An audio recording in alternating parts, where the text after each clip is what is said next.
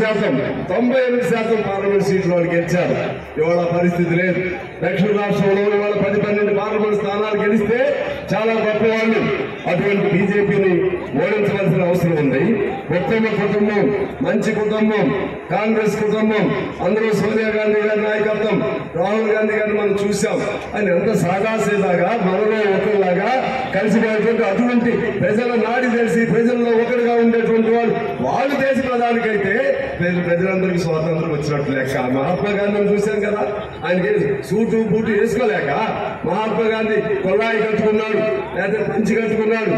ఎందుకు?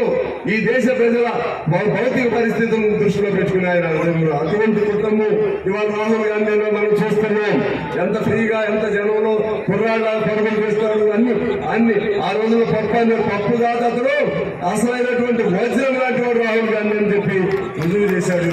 అందువల్ల వాతావరణం వల్ల బాగా మార్పు వచ్చింది. అక్కడ ఇక్కడ ఉంది బీఆర్ఎస్ వాళ్ళు ఇంకా భ్రమలో ఉన్నారు.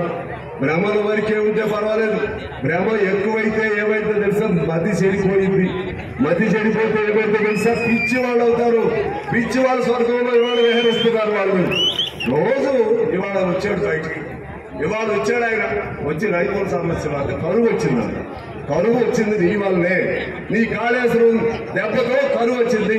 కృష్ణా నీళ్లన్నీ వాళ్ళకి తాకట్టు పెట్టడం వల్ల కరువు వచ్చింది. ఇంకా ఉత్తమ్ కుమార్ రెడ్డి గారు, రేవంత్ రెడ్డి గారు, ఇప్పుడున్న ప్రభుత్వం శక్తి వంచన లేకుండా దాన్ని ఏదో పద్ధతుల్లో సరి చేసి కాపాడడానికి వాళ్ళు ప్రయత్నం చేస్తున్నారు. పైన వర్షాలు రాలేదు, అది కరువు వేరు. దానికి కాంగ్రెస్ తెచ్చిన కరువు కాదు, కేసీఆర్ మనం నెత్తిన పెట్టిన కరువు ఇవాళ మనం చూస్తా ఉన్నాం. అందువల్ల చాలా మాటలు చెప్తున్నాడు. ఓకే, ఇవాళ రైతుల మీద నీకు ప్రేమ పుట్టుకొచ్చింది, సంతోషం. ఈ రైతులు ఏ నారైనా సరే ఇవాళ నీకు నిజంగా ప్రేమ ఉంటే ఈ రైతులే కదా నేను ఓడించింది.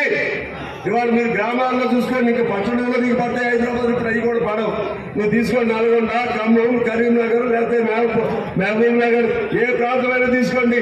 రైతులు, కష్టజీవులు, పేదవాళ్ళు, పల్లి సేవ ప్రజలు ఎక్కడ ఉన్నారు వాళ్ళందరూ కూడా కసిగా నువ్వు ఏం చేసావనేది కాదు, ప్రజలకు కావాల్సిన స్వేచ్ఛ, ప్రజలకు కావాల్సినటువంటి భావ స్వేచ్ఛ, వాక్ స్వాతంత్రం, మాట్లాడుకోవడానికి